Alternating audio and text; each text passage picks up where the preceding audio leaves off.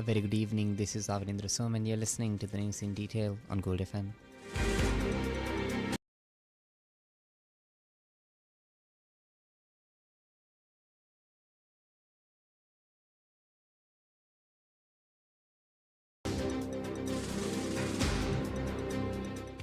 A dramatic session of the Committee on Public Finance has revealed a startling disconnect at the heart of Sri Lanka's economic recovery.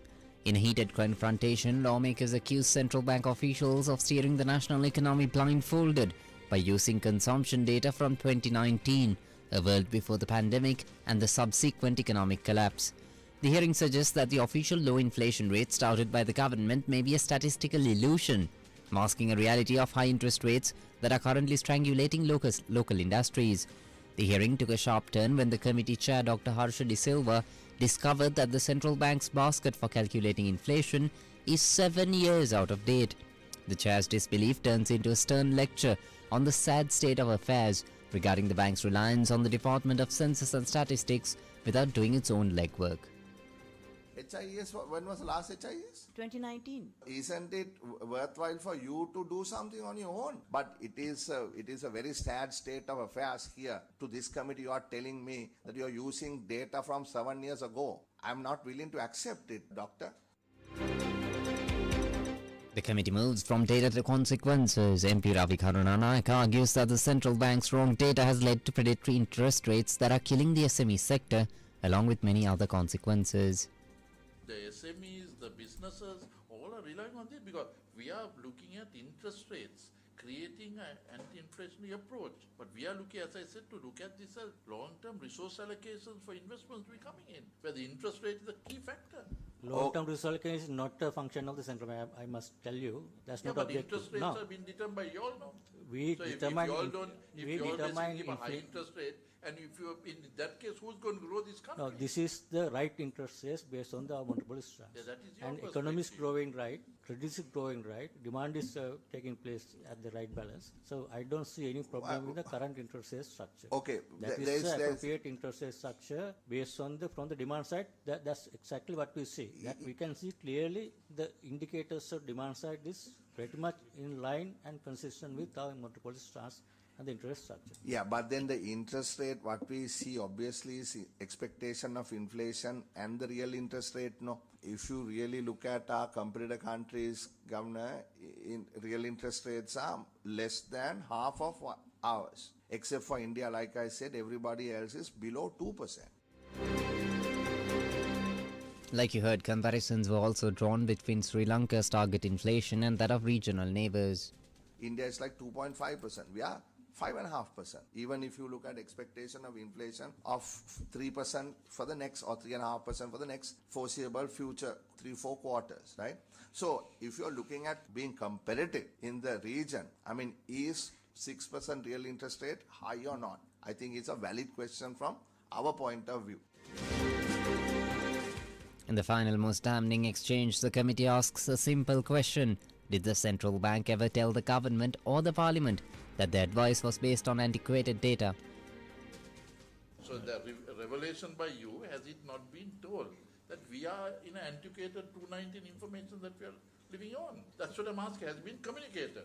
Yes. Honourable Member, as you said, this is a fundamental thing, and I think the understanding all around the world is every 5 years at least, this has to be done. The basket has to be updated. So that's general knowledge, Honourable Member, and I think there is no need for... I totally agree. But I'm asking whether it has been communicated. That is what will finally come back and say, nobody told us. That's the way things are going on. That's why I like to know, when you are revealed like this, whether it has been communicated. Obviously it hasn't, but it has got revealed now. Now, this is not the first time the inflation target of the central bank came under fire, as you heard previously on our bulletins through think tank CEO Dhananath Fernando and a former central bank governor, W.A. Vijayawardena.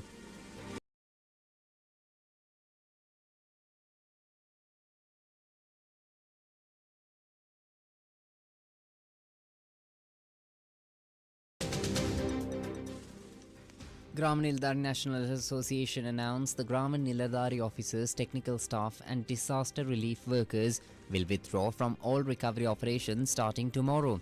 General Secretary Neville Wijeratne said the action responds to the lack of proper damage assessment systems for Cyclone Titwa.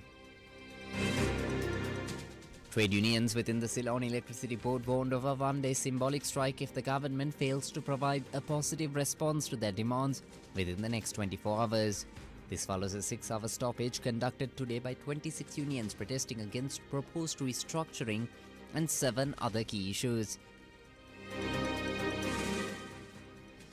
Opposition MPs from Samagi Janabalavigya Anti-Corruption Committee filed a formal complaint with the Bribery Commission today regarding the controversial import of low-quality coal.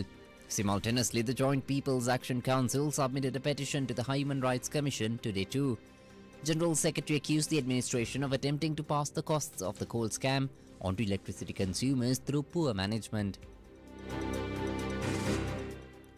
Now, even though allowing exporters to invest in domestic dollar-denominated bonds is a welcome move, it is essential to ensure that risks associated with it are averted. That's according to the Lanka Ratings Agency. In October last year, the government, following a cabinet decision, issued domestic debt instruments denominated in foreign currency, targeting local commercial banks. Police are continuing their efforts to clear the roads of intoxicated motorists with a sharp focus on those operating public transport. Senior Deputy Inspector General in charge of Traffic Control and Road Safety WPJC Nadira confirmed that officers are now being properly incentivized to hunt down anyone foolish enough to drive under the influence.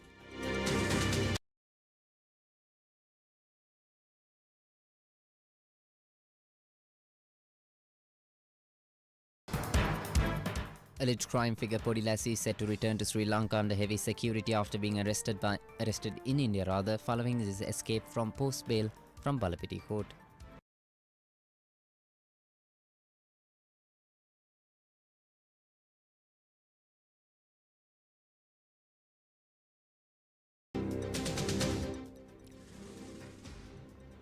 The all-share price index of the Colombo Stock Exchange closed at 23,781.23 points after gaining by 78.13 points. The S&P SL 20 index ended at 6,710.17 points, following a 24.9 point gain. Turnover totaled 4.9 billion rupees.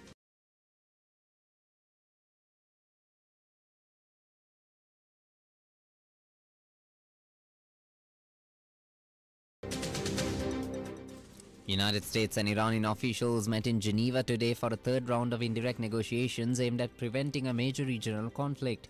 These discussions occur as President Donald Trump threatens military action against Iran if a new nuclear agreement is not reached.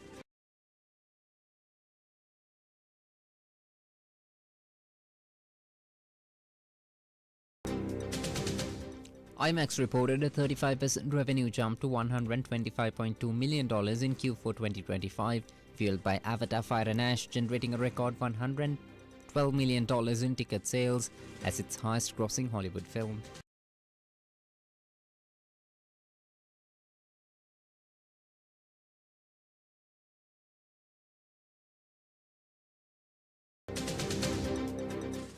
Sri Lankan captain Dasun Shanaka expressed regret today following the national team's elimination from the T20 World Cup. In a Facebook post, the skipper acknowledged the immense frustration and anger felt by fans after a disappointing campaign on home soil. Shanaka admitted the team fell short of expectations despite clear plans and high hopes heading into the tournament. Sri Lanka were eliminated from the tournament after a 61-run defeat to New Zealand at the R. Premadasa Stadium. In the meantime, South Africa comprehensively beat West Indies today in a Group 2 encounter and booked their place in the semi-finals. And taking a look at Group 1 happening live now, India is taking on Zimbabwe, and India at the end of 19 overs was 241 runs for the loss of 4 wickets. And that's all the news for today. Stay tuned to Gold FM for the latest updates. This is Avinindra Soma for Gold FM News. Have a great evening.